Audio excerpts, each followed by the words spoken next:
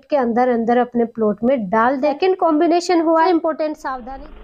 दोस्तों आज की वीडियो में डिस्कस करूंगी सरसों की फसल की बिजाई करते समय कौन से फर्टिलाइजर ज़्यादा अच्छे होते हैं, उनको डालना चाहिए और किस कॉम्बिनेशन में डालना चाहिए ताकि हर न्यूट्रिशन की पूर्ति आपकी सरसों की फसल में हो।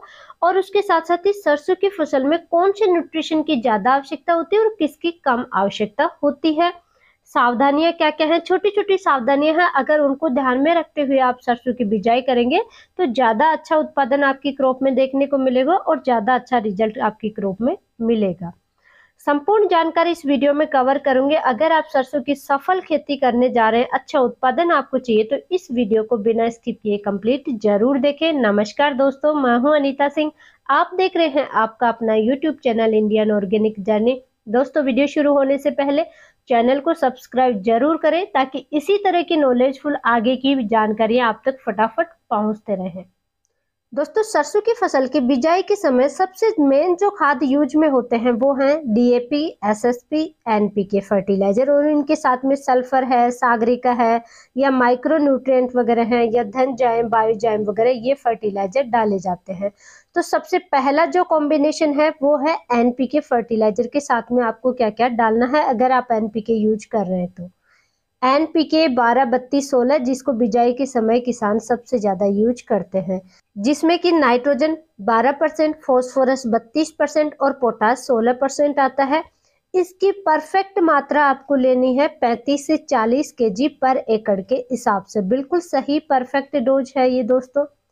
एनपीके के साथ में सेकंड जो आपको लेना है वो है सल्फर। सल्फर 90% जो दानेदार फॉर्म में आती है वो आपको लेना है, पर एकड़ के हिसाब से 10 केजी आपको लेना है। दानेदार फॉर्म वाला इसलिए ले दोस्तों क्योंकि स्लो रिलीज होती है, तो धीरे धीरे जैसे पौधों को आवश्यकता होगी, फसल को जैसे जैसे आवश्यकता होगी वैसे वैसे मिलता रहेगा, न्यूट्रिशन की पूर्ति होती रहेगी। इसलिए दानेदार फॉर्म वाली 90% वाली ही आप यूज करें, सबसे अच्छा रिजल्ट इसी का मिलता है। इनके साथ में आपको माइक्रो न्यूट्रिएंट नहीं लेना है। सबसे अच्छा रिजल्ट रहेगा कि इनके साथ में आप इफ्को की सागरिका जो दानेदार फॉर्म में आती है वो आप ले लें। Z++ वाली सबसे बेस्ट है, या सागरिका आप गोल्ड भी ले सकते हैं। अगर सागरिका अवेलेबल नहीं है तो धानुका का धनजाइम गोल्ड ग्रेनुअल फॉर्म में आता है वो आप ले सकते हैं, या बायोजाइम भी आप ले सकते हैं, यानी कि सीविड एक्सट्रैक्ट आपको लेना है जिसमें कि जिंक वगैरह ज़्यादा हो या फिर एक्स्ट्रा माइक्रो न्यूट्रिएंट ज़्यादा हो, तो उसका रिजल्ट बहुत अच्छा क्रॉप में देखने को मिलता है। तो इसलिए आपको माइक्रो न्यूट्रिएंट नहीं डालना है। और सागरिका, धनजाइम या बायोजाइम इन तीनों की डोज सेम ही रहेगी, 10 केजी पर एकड़ के हिसाब से ही आपको डालना है। फर्स्ट कॉम्बिनेशन हुआ एनपीके 12-32-16, सल्फर 90%, सागरिका या धनजाइम या बायोजाइम, इनमें से आप कोई सा भी ले लीजिए, 3 कंटेंट आपको लेने हैं। सेकेंड कॉम्बिनेशन में आपको लेना है दोस्तों, अगर आप डीएपी फर्टिलाइजर डाल रहे हैं, बहुत सारे किसान दोस्त हैं जो कि डीएपी में ज़्यादा विश्वास करते हैं, एसएसपी के बजाय डीएपी लेना ज़्यादा पसंद करते हैं। वैसे तो सरसों के फसल में डीएपी आपको नहीं डालनी चाहिए, ज़्यादा अच्छा रिजल्ट एसएसपी का मिलता है, लेकिन फिर भी आपने डीएपी फर्टिलाइजर परचेज कर लिया है। डीएपी में आता है नाइट्रोजन 18% और फास्फोरस 46%। डीएपी की मात्रा आपको लेनी है 25 केजी पर एकड़ के हिसाब से आपको लेना है।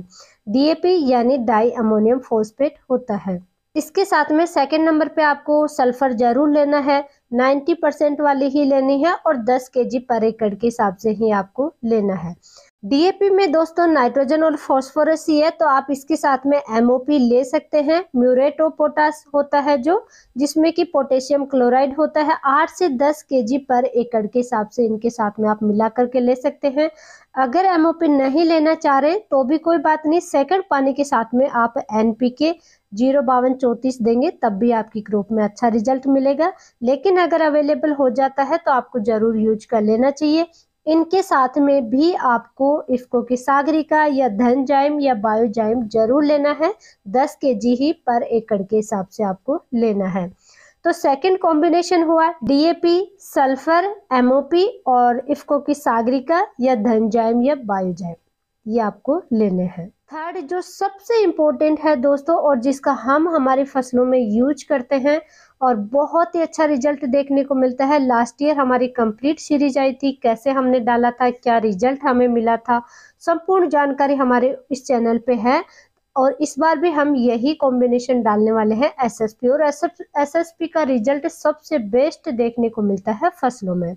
एसएसपी यानी कि सिंगल सुपर फॉस्फेट, जिसमें फॉस्फोरस 14 से 16% आता है। ये दोस्तों डिफरेंशियल इसलिए आ जाता है कि कुछ जो एसएसपी होती है कुछ कंपनियों की, जो जिंक कोटेड आती है, कुछ बोरोन कोटेड आती है, तो उनमें परसेंटेज किसी में कम और किसी में ज़्यादा होता है। लगभग ये इतना ही आता है, किसी में 14 किसी में 16% आता है फॉस्फोरस।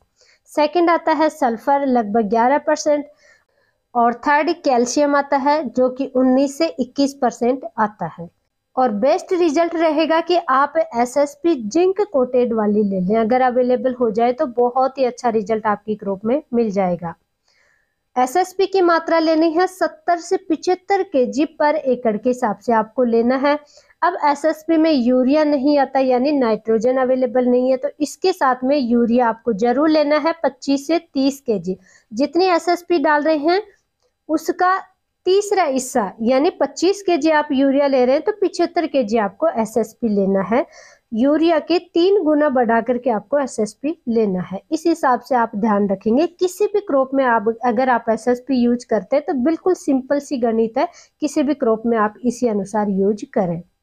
यूरिया सरसों की फसल में 25 से 30 केजी, इसमें भी एमओपी आप यूज कर सकते हैं क्योंकि एसएसपी में पोटाश नहीं है, तो 8 से 10 केजी आप एमओपी भी जरूर ले सकते हैं।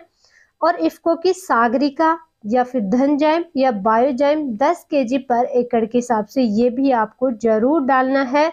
कोई सा भी कॉम्बिनेशन कभी भी फसल की बुआई के समय आप डालें, ये जरूर ऐड करें दोस्तों। एक तो ये ऑर्गेनिक आते हैं, बायो प्रोडक्ट हैं, और इनमें सभी प्रकार के न्यूट्रिशन की पूर्ति फसलों में होती है।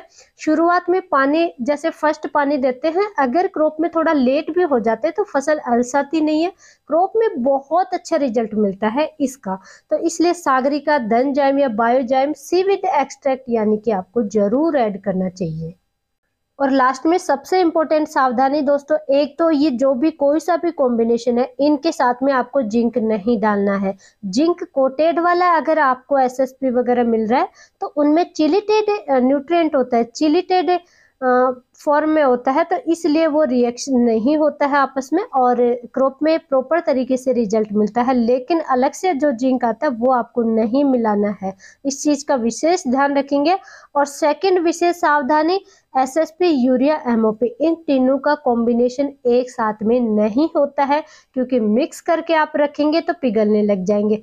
इसलिए जिस भी खेत में, जिस भी प्लॉट में आपको बुआई करनी है, ये डालना है, तो वहां पे ही ले जा करके आप मिक्स करेंगे और ज्यादा से ज्यादा आधे घंटे में यानी 30 मिनट के अंदर अंदर अपने प्लॉट में डाल देना है। मिक्स करके रखेंगे, पिघलने लगेंगे तो आप प्रॉपर तरीके से अपने प्लॉट में डाल ही नहीं पाएंगे। तो ये ध्यान जरूर रखना है आपको। एसएसपी, यूरिया, एमओपी को मिक्स एक साथ बहुत ज्यादा क्वांटिटी में करके ना रखें। थर्ड विशेष सावधानी दोस्तों, अगर सागरिका परचेज करते हैं तो सबसे ज्यादा कंफ्यूजन होता है कि सागरिका Z++ लें या K++ लें। सरसों की फसल के लिए सागरिका Z++ ही यूज करें अगर अवेलेबल हो जाए तो, क्योंकि ये प्राइस वाइज भी कम है और रिजल्ट इसका ज्यादा अच्छा देखने को मिलता है। दोस्तों अगर आपने अभी तक फर्टिलाइजर परचेज नहीं किया है तो मेरी रिक्वेस्ट है कि आप एसएसपी फर्टिलाइजर वाला थर्ड जो कॉम्बिनेशन है वही अपनी क्रॉप में यूज करें।